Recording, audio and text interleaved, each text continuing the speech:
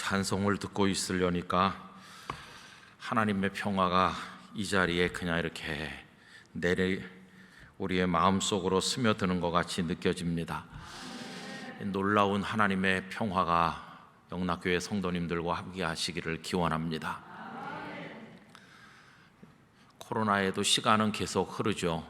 그래서 이제 이렇게 검정색 가운으로 갈아입게 되었는데 올해가 이제 석 달 남았습니다. 우리 성도님들 남은 시간 동안 또 10월 한 달 동안 평안하시고 가족들 모두가 영육간에 강건하시길 바라고 하나님 더 사랑하면서 진실한 그리스도인으로 살아가시게 되기를 간절히 기원합니다. 여러분 혹시 인터넷에서 자기 이름을 검색해 보신 적이 있으세요?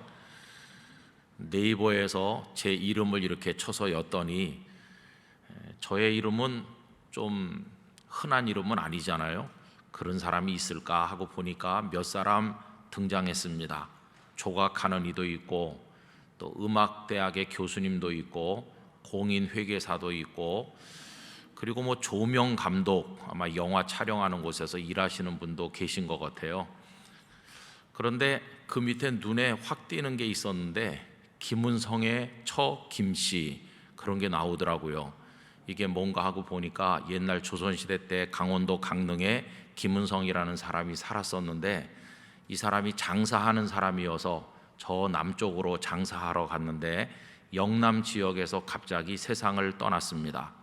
그 소식이 전해지니까 그 아내 김씨가 당장 그 남편을 찾으러 가야 되겠는데 아이들이 어리니까 바로 가지를 못하고 아이들이 조금 클 때까지 애를 태우면서 아이들을 키운 다음에 그 먼 길을 가서 수소문을 해서 남편의 시신을 찾아가지고 영남에서 강릉까지 얼마나 멀겠어요?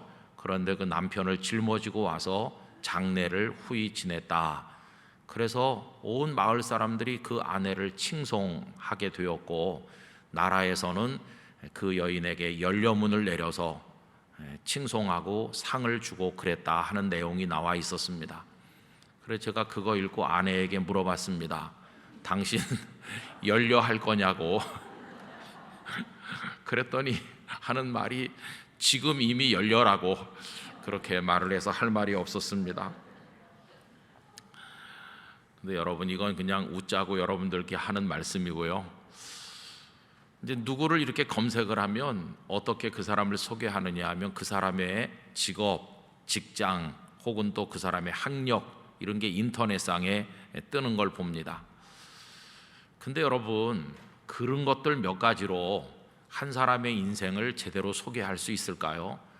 그런 것들이 그 사람의 살아온 굴곡진 인생 이야기, 기쁨과 눈물, 받은 사랑과 베푼 사랑, 그를 사로잡았던 열정과 비전 이런 것들을 제대로 설명해 줄 수가 있겠습니까? 그런 거 가지고는 한 사람의 인생을 제대로 소개할 수는 없을 겁니다. 그럼에도 불구하고 사람들은 다 그런 몇 가지 항목으로 자기가 소개되기를 간절히 바라면서 좋은 직업, 안정된 직장, 그리고 충분한 배움을 얻기 위해서 지금도 얼마나 많이 애쓰고 노력하고 있습니까? 여러분 이런 것은 성도들도 예외는 아니라고 생각합니다. 영락교회에서 아쉬운 게 하나 있다면은 우리 성도님들이 많다 보니까 제가 한 분 한 분을 잘 알지 못한다는 게 너무나도 아쉽습니다. 그래서 어떤 분들은 저에게 성도님들을 이렇게 소개해 주려고 애를 쓰시는 분들이 계십니다. 목사님 저기 저분 아세요? 아유 면은 있는데 자세히 모릅니다. 그러면 어떤 회사에 대해서 들어보셨나요? 잘 모르는데요. 그러면 저분이 그 회사 사장님이세요. 이렇게 소개를 해줍니다. 그러면 그분을 기억하는 데는 조금 도움이 되긴 하죠. 그러나 여러분 그분이 하나님을 경외하는 성도이신데 성도로서의 그분을 소개하는 데는 뭐 그렇게 큰 도움이 되는 건 아닙니다. 그냥 그분의 직업을 말해주는 것뿐이지 얼마나 하나님을 사랑하는지 그리고 하나님의 뜻대로 살려고 얼마나 기도하며 노력하고 있는지 그분 속에 애타는 기도 제목이 뭔지 이런 것들을 이야기를 해야 성도로서의 그분을 소개해 주는 게 아니겠어요? 그런데 이 세상에서는 뭐 직업이나 혹은 직장이나 뭐 학력이나 이런 것들로 이제 소개하려고 애를 쓰는 것이죠. 여러분, 오늘 저는 터키 지방, 그때는 길리기아 다소라고 불렸던 그 도시에서 출생한 청년 사울의 이야기를 해보려고 합니다. 그는 흩어진 유대인 가정에서 태어나서 다소에서 출생을 해서 살았는데 어려서부터 명민하고 재주가 뛰어났던 게 틀림없습니다. 부유하고 교육에 열정이 있었던 가정들이 그러했던 것처럼 그의 부모께서도 이 사울을 예루살렘까지 유학을 보내서 정통 유대 교육을 받게 하였습니다. 그의 스승은 당대 최고의 랍비로 존경을 한몸에 받던 가말리엘이었습니다. 열심히 공부했겠죠. 아마 청년 사울에게 자네는 나중에 어떤 인생을 살기를 원하는가? 자네가 어떻게 세상에 알려지고 소개되기를 원하는가? 라고 질문한다면 그는 아마 이렇게 말하지 않았겠습니까? 저는 훌륭한 랍비 사울이라고 불리기를 원합니다. 아마 그는 그런 꿈을 가졌을 것입니다. 그런데 여러분, 그의 꿈은 산산조각이 났어요. 이루어지지 않았어요. 그리고 그가 전혀 생각하지 못했던 어떤 다른 인생을 살게 되었습니다. 오늘 읽은 빌립보서 1장 1절과 2절이 그가 어떤 사람이 되었는가를 알려주고 있는데, 오늘 본문이 의미가 있는 것은 남이 그에 관해서 하는 말씀이 아니라 자신이 자신을 소개한다는 점에서 의미가 있습니다. 여러분, 그는 자신을 어떻게 소개하고 있나요? 1장 1절 맨 앞부분을 보시기를 바랍니다. 아주 간단하게 소개하죠. 그리스도 예수의 종 바울, 이렇게 소개해요. 얼마나 짧습니까? 그리스도 예수의 종이라고 소개해요. 근데 여러분, 이것을 그의 부모가 들으셨다면은 뒤로 나가 넘어질 만큼 충격을 받을 겁니다.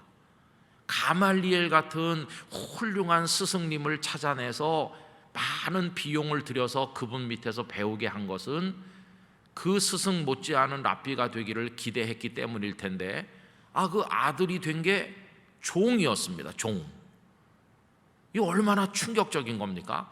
그것도 무슨 로마 황제쯤 되는 이의 종이라면 모르겠지만 그것도 아니고 십자가에 매달려 죽은 죄수의 종이라고 본인의 입으로 말하고 있으니 얼마나 기가 막힐 노릇인가 하는 겁니다.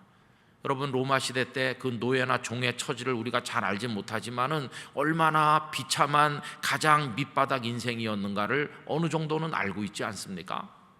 우리가 사울의 부모라면 정말 너무 충격에 입을 다물 수 없을 겁니다. 뿐만 아니라 그는 다른 곳에서는 자신이 그리스도 예수의 사도라고 말하기도 했는데, 여러분, 비슷한 얘기죠. 사도라는, 아포스톨로스라는 단어는 보냄을 받은 사람이다, 그런 뜻인데요, 자기가 누구를 보내는, 명령하는 입장에 있는 게 아니라 누구에게 명령을 받아서 가라 그러면 가는 그런 입장이니까 뭐 사도나 종이나 별반 다를 게 없잖아요. 심지어는 빌레몬서 같은 데 보면은 그리스도 예수를 위하여 갇힌 자라고까지 말해요. 그냥 종이 된 것도 부족해서 자기 주인을 위해서 감옥에까지 갇힌 사람 스스로 그렇게 자신을 소개하고 있는 것입니다. 위대한 랍비 사울이라고 불리기를 원했던 한 청년이 종이 되고 사도가 되고 감옥에 갇히는 자가 되었는데, 그거를 본인의 입으로 소개하고 있는 겁니다. 여러분, 그리스도 예수의 종이라고 스스로를 소개하는 것은 바울만은 아니었어요. 오늘 본문에 보면 한 사람 더 등장하고 있는데 디모데라는 사람이 등장하죠. 그리스도 예수의 종 바울과 디모데, 디모데도 바울과 똑같은 그리스도 예수의 종이었습니다. 여러분, 그 당시 사람들 붙들고 당신 가장 되고 싶지 않은 게 뭐요? 라고 물으면 하나같이 종은 되고 싶지 않다고 말했을 거예요. 로마 사회에서 가장 밑바닥 비참한 인생 아닙니까? 그런데 도대체 이분들은 왜 자신을 그 좋은 것들 많이 놔두고 종이라고 말하게 되었을까? 도대체 자신이 종으로 섬기는 그 그리스도 예수라는 분이 얼마나 대단한 분이기에 자발적으로 자신을 종이라고 말하게 된 것일까 하는 겁니다. 여러분, 이 사울에게는 그 인생에 소중한 분들이 많이 있었을 겁니다. 우선 첫째는 낳으시고 길러주신 부모님을 빼놓을 수가 없죠. 그 다음에는 스승 가말리엘이 소중했을 겁니다. 가말리엘의 제자라고 하는 거, 이거 하나만 가지면 유대 사회에서의 성공이 보장되는 열쇠였으니까 스승 가말리엘이 얼마나 소중해요. 아닌 게 아니라 사도행전에 보면 그런 후광 때문인지 청년 사울은 이미 유대 사회를 손에 넣고 있는 대제사장들과도 막역한 관계를 가지고 그들의 공문을 받아서 다메섹으로 파송을 받아 갈 정도로 이미 입지를 넓히고 있었고, 그렇게 잘 계속하면 그는 어느 시점에는 유대 사회 최고의 자리에까지도 오를 수 있는 입장에 있는 게 아니겠습니까? 이렇게 부모님도 소중하고 가말리엘도 소중하고 그를 믿어주는 유대 사회 이런저런 지도자들도 그의 인생에 중요한 사람들로 들어와 있었겠죠. 그런데 여러분, 어느 날 그의 인생에 가장 중요한 분이 갑자기 등장하셨습니다. 무슨 조짐도 없고 예고도 없이 어느 날 갑자기 그 인생 한복판을 꿰뚫고 들어오셔서 그의 인생을 장악하셨는데, 그분은 다름 아닌 예수 그리스도이셨습니다.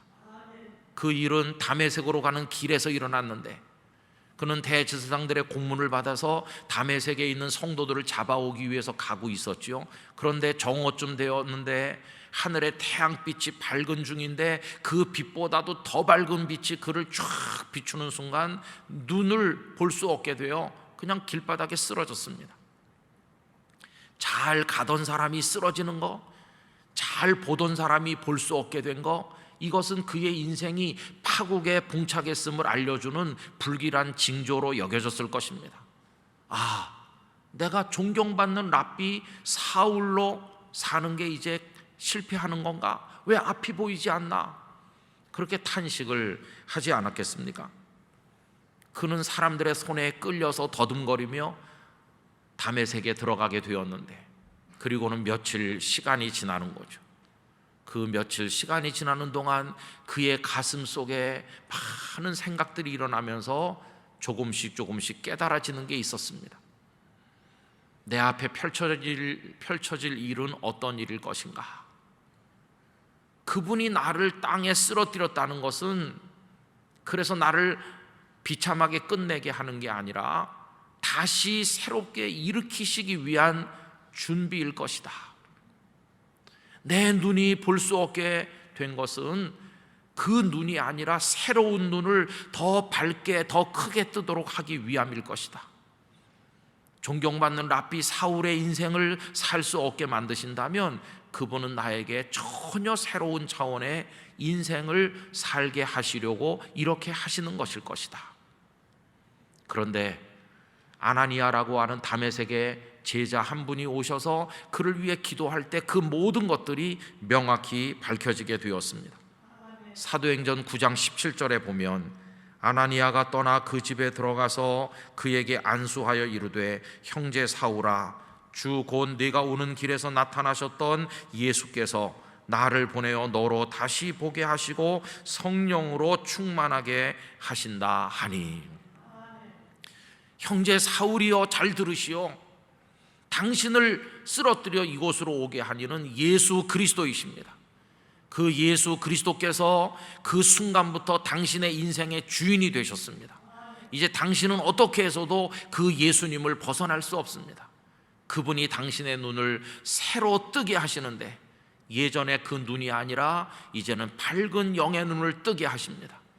그리고 예전에는 인간의 욕망에 따라 어둠의 영에 끌려 살았지만 이제부터는 성령님께서 당신 속에 충만하셔서 당신을 새로운 인생으로 이끌어 가실 것입니다. 이렇게 선포하는 순간 이 사울의 마음속에 표현하기 힘든 하나님의 은혜가 임하게 된 것이었습니다. 그는 깨달았습니다. 랍비 사울로 살지 않고 이제부터 살게 될 새로운 인생은 저주가 아니라 진정한 복이 될 것을 알았습니다. 랍비 사울이 되어 보았댔자 하나님을 대적하고 예수님의 사람들을 핍박하는 죄를 계속 지을 게 뻔했는데, 그리고 랍비로서 율법을 아무리 가르쳐 봤댔자 희망 없는 율법의 사슬로 사람들을 결박하는 것밖에 안 될 터인데, 이제 그 예수 그리스도 안에서 생명의 진리를 따라 자신도 살고 남도 살게 하면서 그 길이 이어지면 영원한 생명의 나라 천국으로 연결될 것을 그가 깨닫게 된 것이었습니다. 그는 그때부터 알았습니다. 자신은 예수 그리스도의 품에서 벗어날 수 없다는 것을, 그분이 사랑으로 자신을 꼭 끌어안았다는 사실을, 그리고 자신의 인생을 복되게 하기 위하여 불러 세우셨다는 사실을 깨닫게 된 것이었습니다. 그래서 그는 존경받는 랍비 사울이 되고 싶었던 그 꿈을 배설물처럼 버리게 되었고, 그날부터 대신 그리스도 예수의 종이라고 자신을 소개하는 사람으로 바뀌게 되었습니다. 누가 그에게 당신은 어떤 사람입니까? 라고 묻는다면 그는 조금도 부끄러워하지 아니하고 나는 그리스도 예수의 종입니다 라고 대답하게 되었고, 들은 사람이 놀라서 종으로 사는 삶이 비참하지 않습니까? 라고 묻는다면 아닙니다. 내 속에는 그분의 종이 됨으로 인해서 말로 다 할 수 없는 기쁨과 행복이 충만한데, 내게 한 가지 소원이 있다면 당신도 나처럼 그분의 종이 되어 그분의 은혜 가운데 사는 겁니다 라고 대답하는 사람으로 바뀌게 된 것입니다. 그래서 청년 사울은 그리스도 예수 안에서 새로운 빛을 보았고 사는 이유를 찾았고 살아야 될 목적을 발견했고, 그것이 이어져 나가 영원한 생명으로 연결된다는 사실을 깨닫게 되었습니다. 그래서 그는 큰 자라는 뜻을 가진 사울이란 이름을 버리고 작은 자라는 뜻의 바울로 불리면서 어디 가서나 그리스도 예수의 종 바울 이렇게 소개하는 사람이 되었습니다. 오늘 우리가 읽은 빌립보서는 그리스도 예수의 종 바울이, 그리고 디모데가 빌립보 지역에 있는 몇몇 사람들에게 보낸 편지입니다. 그런데 이들은 서로 잘 통했습니다. 얼마나 깊은 교제가 있었는지 모릅니다. 도대체 빌립보에 살았던 그들은 어떤 사람들이기에 이렇게 잘 통했을까요? 오늘 본문 1절을 이제 다 같이 한 목소리로 읽도록 하겠습니다. 그리스도 예수의 종 바울과 디모데는 그리스도 예수 안에서 빌립보에 사는 모든 성도와 또한 감독들과 집사들에게 편지하노니. 바울과 디모데는 빌립보에 살고 있는 성도, 감독들, 집사들 이런 분들에게 편지를 보냈습니다. 그러면 그 성도, 감독들, 집사들은 어떤 사람들이었을까요? 다시 그 본문을 자세히 보시면 그리스도 예수 안에서 빌립보에 사는 사람들이었습니다. 그들은 그리스도 예수 안에 살고 있는 사람들이었습니다. 여러분, 겉으로 보면 그들은 로마 제국 그 안에 있는 빌립보라는 도시, 거기 어떤 길거리 몇 번째 집, 거기가 육신의 주소인 사람들이었지만은 그리스도 예수 안이라고 하는 곳이 그들에게 또 하나의 주소가 되어서 그들의 영적 주소였습니다. 그들은 그리스도 예수 안에 머물러 사는 사람들이었는데, 바울과 디모데 역시 그리스도 예수 안에 살고 있었기에 이 빌립보에 사는 그들과 잘 통할 수 있었기 때문입니다. 그들의 공통점이 무엇인가? 다 그리스도 예수 안에 살고 있었다는 것입니다. 그래서 그들은 잘 통했고 편지를 보내는 기쁨, 편지를 받는 기쁨이 있었고 서로 사랑했고, 이 빌립보에 살고 있는 이들은 바울과 그 일행들을 지극정성 물심양면으로 도와서 복음을 전파하는 일에 한마음이 되었던 것을 우리가 볼 수 있습니다. 오늘 예배 함께 하시는 성도 여러분, 우리는 우리 자신을 성도라고 부르고 남들도 우리를 성도라고 부르는데, 성도란 어떤 사람들일까요? 오늘 본문의 표현대로 하면 그리스도 예수 안에 사는 사람입니다. 자신이 그리스도 예수의 사람이 된 것을 깨닫고 그리스도 예수 안에 살면서 그리스도 예수님 바깥에서는 살 수 없음을 깨닫고 자신의 존재를, 자신의 인격과 삶 전체를 그리스도 예수 안에 머물게 하는 사람, 그 사람이 바로 성도인 것입니다. 오늘 영락교회 성도들 여러분 한 분 한 분이 이 말씀대로 자리매김되는 하나님의 자녀 성도가 되시기를 간절히 축복합니다. 여러분, 이들은 어떻게 자신들이 그리스도의 종이라고 그리고 그리스도 예수 안에 산다고 자랑스럽게 말할 수 있었을까요? 그리스도 예수 그분이 도대체 어떤 분이시기에 그런 것일까요? 여러분, 여기 집이 한 채 있다고 할 때 집 바깥에 있는 사람은 그 집을 겉으로만 봅니다. 아, 목재로 지었네, 빨간 벽돌로 지은 집이네, 집이 크네 작으네, 이렇게 바깥에서만 조금 보고 알죠. 그 내부를 알 수는 없습니다. 그러나 그 집 안에 살고 있는 사람은 그 집 안에 모든 구석구석까지 잘 압니다. 거실이 얼마나인지, 주방 시설은 어떤지, 얼마나 방이 쾌적하고 살기가 좋은지 어떤지를 하나하나 잘 알죠. 이유가 무엇입니까? 간단하죠. 그 안에 살고 있으니까요. 그 안에 살고 있으니까 아는 것이죠. 여러분, 똑같은 원리로 예수 그리스도 바깥에 있으면 예수님을 잘 모릅니다. 그래서 세상 사람들이 예수님을 잘 몰라요. 그러나 그리스도 예수 안에 들어와서 살고 있는 성도들은 우리 주님이 얼마나 좋은 분인지를 맛을 보고 누리며 행복하게 그 안에서 살기 때문에 예수님을 잘 아는 사람이 되는 것입니다. 그리스도 예수 안에서 어떤 것이 우리에게 주어질까요? 이제 2절 말씀을 우리 다 같이 읽도록 하겠습니다. 하나님 우리 아버지와 주 예수 그리스도로부터 은혜와 평강이 너희에게 있을지어다. 아멘. 이 말씀대로 되기를 기원합니다. 그리스도 예수 안에 있다는 것은 하나님 안에 있다는 것과 같은 말인데, 그 하나님과 주 예수 그리스도로부터 두 가지가 주어진다고 말씀하셨죠. 첫째는 은혜고 둘째는 평강입니다. 여러분, 은혜가 뭡니까? 은혜는 구원받는 걸 말합니다. 하나님께서 우리를 죄로부터, 사망으로부터, 사탄의 손에서 건져 구원하시는 게 은혜입니다. 여러분, 이 은혜를 받으면 우리들은 자유하는 백성이 되는데 더 이상 죄책감에 눌리지 아니하고 완전히 벗어납니다. 이제는 더 이상 죽음의 고통 아래 놓이지 않고 숨을 거두면서도 영원한 생명의 나라를 소망하며 하나님을 찬송하며 승리합니다. 더 이상 사탄에게 조롱당하지 아니하고 하나님의 고귀한 아들과 딸이 되는 겁니다. 이게 은혜입니다. 은혜. 이 은혜를 입은 사람에게 두 번째로 주어지는 게 평강인데, 평강은 구원받은 성도가 이 땅에 살면서 혼란한 세상, 어두운 세상에서 살면서 영원한 천국문에 도착할 때까지 필요한 마음의 평정심, 믿음의 용기, 사탄을 대적할 수 있는 능력, 그 모든 걸 다 포함해서 평강이라고 이야기한 것입니다. 이제 우리는 죄에 눌리지 않고, 이제는 더 이상 죽음의 고통 앞에 짓눌리지 않고, 사탄에게 대해서 사탄아 물러가라 명령하는 영권을 가지고 언제나 걱정 근심 많은 세상이지만 마음의 평강 이거 누리면서 어디서나 깊이 잘 수 있고 하나님을 찬송할 수 있는 하나님의 사람이 되는 것입니다. 이게 은혜와 평강인데, 이 은혜와 평강이 어디서 옵니까? 로마 황제가 주나요? 스승 가말리엘이 주나요? 위대한 제사장들 많은 사람들이 있는데 그들이 주나요? 아니요. 은혜와 평강은 오직 하나님과 주 예수 그리스도로부터만 우리에게 주어지는 것이에요. 바울 사도는 바로 그것을 빌립보 성도들에게 기원한 것을 볼 수가 있는 것입니다. 그리스도 예수 안, 거기가 성도의 삶이 머무는 자리입니다.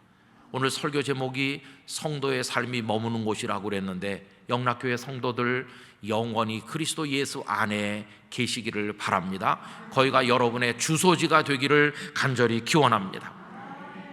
그런데 어느 날 손님이 와요. 손님이 와서 똑똑똑똑 그래요. 누구세요? 그러면은 사탄이 방문하는 거예요. 그래가지고 여기서 얼마나 오래 사셨나요? 요번에 저쪽에 주택이 개발돼서 좋은 집이 생겼는데 한번 가보지 않으시겠어요? 그러면은 사탄아 물러가라 이래야 되는데 어떤 사람이 그럼 한번 가볼까요? 그러면서 따라가는 거예요. 가보니까 막 집도 더 큰 것 같고 화려한 것 같으니까 이사해가지고 주소를 옮겨요. 거기 주소가 사탄네 집이거든요. 그럼 망하는 거죠, 그죠? 성도는 절대로 그리스도 예수 바깥으로 나가지 않아요. 어떤 일이 있어도 그게 우리의 삶이 신앙이 되어야 할 줄로 믿습니다. 여러분, 우리는 그리스도 예수의 제자이고 그리스도 예수님의 친구이고 그리스도 예수님의 종이기도 하고 왕으로 다스리시는 그분의 백성이기도 합니다. 그래서 우리는 그리스도 예수님 안에만 살아야 될 사람이고 그게 우리에게 은혜와 평강을 가져다 줄 것입니다. 우리는 그분 안에서 살 목적도 찾고 살아야 될 이유도 발견하고 그리고 사는 방식도 배우면서 승리하게 되는 것입니다. 이 놀라운 은총을 우리 영락교회 성도들이 누리시기를 기원합니다. 그렇게 될 때 잠시 후에 부를 찬송을 마음껏 부를 수 있어요. 주 안에 있는 나에게 딴 근심 있으랴. 왜요? 주님 안에 있잖아요. 주님 안에. 세상 사람들은 아까 서두에서 말씀드린 것처럼 그 사람 어디 산대, 경기도 어디 산대더라 이런 거, 그 사람 직업이 뭐래, 또 직장이 어딘데, 그 사람 공부는 얼마나 했나, 뭐 이런 걸로 사람을 봅니다. 그리고 평가하고 대접하거나 홀대하여 쫓아내거나 합니다. 그 앞에서 기뻐하는 사람, 우는 사람 너무나 많아요. 만약에 우리 속에도 그런 것 때문에 기뻐하거나 교만했거나 그런 것 때문에 좌절했거나 절망했다면 오늘 이 순간 그걸 다 뒤로 밀어내시기를 바랍니다. 누가 여러분들에게 어떤 분이세요? 라고 하면 그런 걸로 우리를 소개하려고 하지 말고 저요? 제가 누군지 궁금하세요? 저 그리스도 예수님의 사람이에요. 이렇게 말하면서 어디 사냐고 묻거들랑 그리스도 예수님 안에 산다고 대답하시기를 바라는 것입니다. 여러분이 사시는 곳이 주택이든지 빌라든지 아파트든지 뭐 어디든지 거기가 그리스도 예수님 안이 되기를 기원합니다.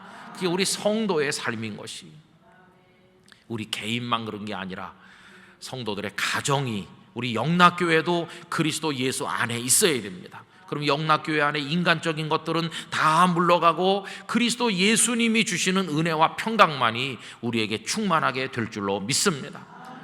한 가지 너무 안타까운 것은 오늘이 개천절, 이 나라 이 민족이 열린, 하늘이 열리듯 세워진 날이라고 하는데 아직도 이 나라 이 백성이 예수님 바깥에 있는 게 너무 안타깝잖아요.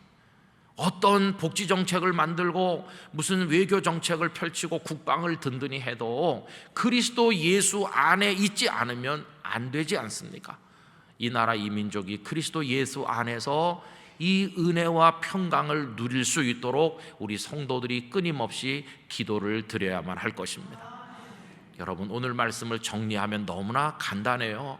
우리는 그리스도 예수님의 사람으로서 그리스도 예수님 안에 살면서 주님 나라에 이르는 그날까지 은혜와 평강을 누릴 사람들인 것입니다. 우리 서로 그렇게 축복하고 서로 격려하면서 영락교회 안에서 행복한 성도로 살아가시게 되기를 간절히 기원합니다. 기도하겠습니다. 저희들을 불러서 그리스도 예수의 사람이 되어 예수 그리스도 안에 살게 해주신 아버지 하나님을 찬양합니다.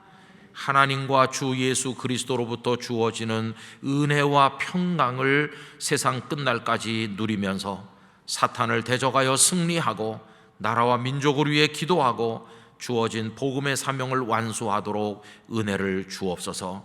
주 안에 있는 나에게 딴 근심 있으랴 찬송하며 살도록 복을 주옵소서.